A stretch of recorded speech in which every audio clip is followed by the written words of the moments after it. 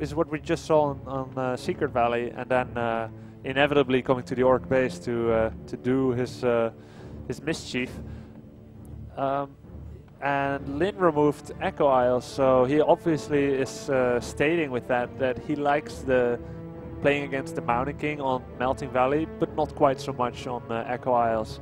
And there's another element in it, because on Echo there is a 50% chance that the starting hero from the human is Mountain King, and there's a 50% chance that it's the Archmage. So he would have to make sure that his early game plan is suitable to counter both.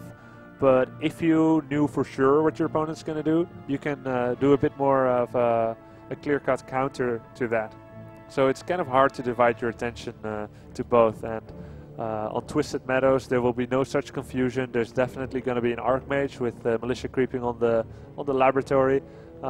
We did have a little bit of a friendly banter between the two players just now before the game started, where Lin was basically begging TH not to find a Tome of Experience on this here Rock Golem, and TH saying very casually, "No, I need it. I need to get lucky."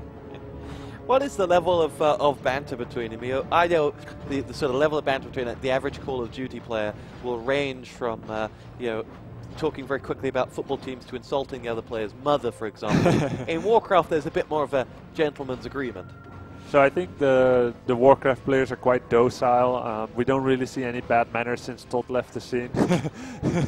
I mean, even Todd mellowed up towards the end. Like, all the Warcraft 3 players already matured a bit. Like, most of the best players are around from the year 1986, about 24 years old. That doesn't mean they're mature, but it does mean that they've been in the scene long enough to know that when you act like an asshole, you're going to have a lot of trouble finding reliable practice partners, people who want the best for you, and you know, for people not to somehow make sure that you get your replays mysteriously spread it around.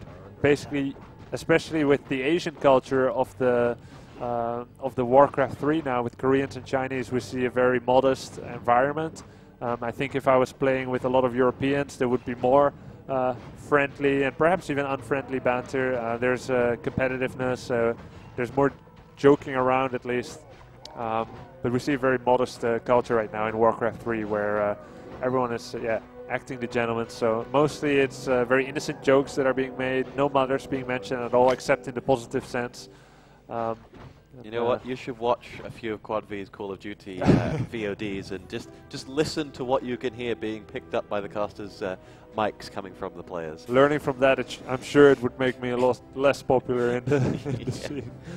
I'm not sure they ever translated some of the words into Chinese that are said on a COD stage. Here we go. We are well and truly underway in this one. No bad item from Lin's perspective picked up by TH. And where does that leave us in the greater scheme of things? So TH wanted to do some power creeping here, going with his Archmage to this camp, which will give him level 3, even if he hadn't been creeping with Militia there. And at the same time he wanted to creep with Militia here, which, if he had finished both camps completely, would have given him more than enough XP and more resource loss than he would have liked. But he knows that Lin is going to come to either one, and the one that Lin comes to will be the one that Lin can steal, and the other one will be TH's to take. So he was going to get level 3 Archmage from that no matter what. I do think his cost was quite high in that case. Also, to go back to what happened in the start of the game, Lin crept this camp earlier than usual with just one grunt and hiring the Troll Priest. We saw Fly do it first against Infi in the G League finals from about 3 days ago on the 2nd of September. Fly crept it a little bit better because Lin lost the grunt there, and I tried it myself, but I didn't really like it because I was losing my grunt too, and the same thing happened to Lin. So it did mean that he would get a good item, greater heal pot. He finished it quite fast and was able to creep check the Militia there, and he killed about 2 or 3 of them and stole all the creeps. So we have a level 3 Blade Master here, no boots and not much mana left, so he can't really chase down everything and kill it, as we all love to see him do so much. He will get 1 or 2 footmen. That's quite nice at this stage. He's not losing that much stuff here in his base, not losing that much resources on account of his army being right there when TH came. He's killing some footmen. Troll Priest survives for now, but he won't play a major role in this game anymore as his mana is all the way down to 2. And low life. He does get heal solved. He has pretty nice damage, but his life is so low that he's an easy target for human to pick off. Quite a fast tech there by TH, or should I say Lin's tech is slow. I do think he went up to about 27 food before teching. The usual amount is 23 food, so he made about 2-3 more units than, sorry, 1-2 more units than, no, 2. Okay, he made about 2 more units than usual. Losing his Troll Berserker now. Troll Berserker is very useful in fending off a tower rush or a tower push, because I shouldn't really call it a rush anymore when tier 2 has already been reached. So it's good that TH takes it down. Good for him at least, not good for Lin. One more grunt being taken down. The Troll Berserker not even bothering to come into the fight. Trying to pick off some stragglers, won't quite be able to do so. He knows if he moves in that Troll Priest, he'll lose it instantly. He already lost 1 grunt and a Berserker. Maybe he'll lose another grunt. It kind of depends on how he maneuvers it and whether the Archmage and the Beast will come back, and they are coming back. They pretty much have full life, so there's no reason for them to stay away. They keep sending in more summons. Another grunt died, and maybe 1 more grunt will die. He found the Troll Priest now, the sneaky Troll Priest. His lifespan is even shorter than I could have thought. TH remembers there's 1 more grunt, which is quite easy to pick off. Sending a Quill Beast, first of all, to cancel the solve, and that's money loss right there for Lin. Does he have a Voodoo Lounge? Where is his Voodoo Lounge? His Voodoo Lounge is here. He does have it. He bought heal solve again. This grunt could very well go down. Quill Beast moves slightly quicker than a grunt, so he can chase and shoot, chase and shoot. There's no XP denial here. He didn't move it into the creeps. Obviously busy following the Beastmaster and casters, so that's more experience points for TH as he's level 3.4, level 1.4.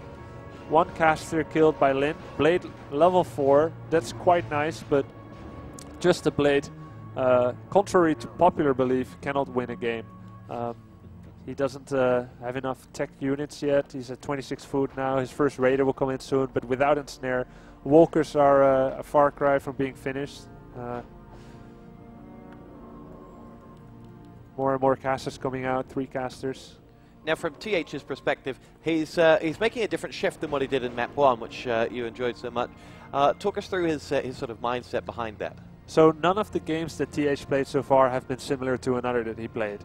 In game 2 we saw a no casters push very quickly with Firelord, with almost sacrificial heroes just to buy him time to get the towers up. In this case his heroes play a bigger role as he used them to kill many units from Lin, and following up with 4 to 6 casters and a group of militia. So he's doing now what is the caster tower push, which is a bit more of a slow push, but that much more powerful, and I think it's the correct choice for playing on Twisted Meadows, as he had a very nice lead. He already planted down 3 towers before coming here to the Voodoo Lounge to maybe kill that.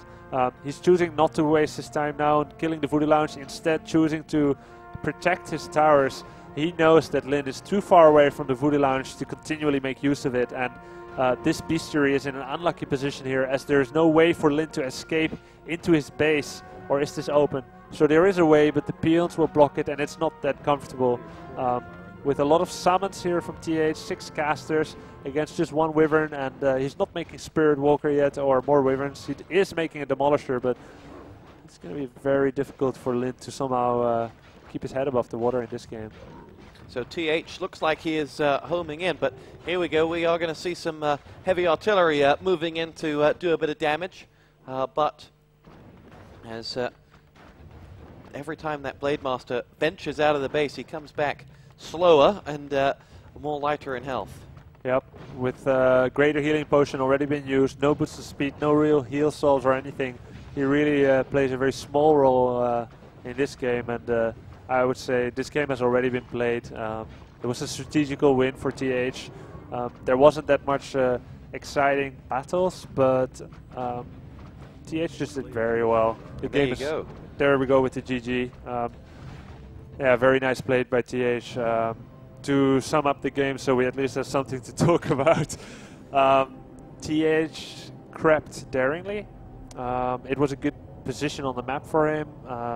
It wasn't the first place that Lin scouted, because it was close position, but on the other side that you would expect Lin to harass comfortably, because the laboratory is on the far side of Lin's base. So what we saw is TH getting level 3 very quickly, not without losses, but he got it, teched as fast as he could, and then came with that very powerful Beastmaster Archmage attack. And without boots of speed, Blademaster could not chase down the heroes, because TH also gets a boost of speed, but he doesn't have it on both heroes. So whichever one doesn't have it, you can chase back to the base to somehow inhibit that early aggression from TH. But having not had the boots of speed and his Shadowrunner being out later than the Beastmaster on account of it having to be trained first in the altar and not instantly hired from the tavern, means that he couldn't really fend off just those 2 heroes already with only grunts. And the burrows don't do that much damage on the summons either, because the damage type is not good to attack summons. So after killing all those units and boosting his own experience, killing Lin's army, even when his support army would come out, Raider and Walker, without grunts you have no real damage, it's only the blade. And once he's slowed, he doesn't do that much damage anymore. And towers coming up, cast is there.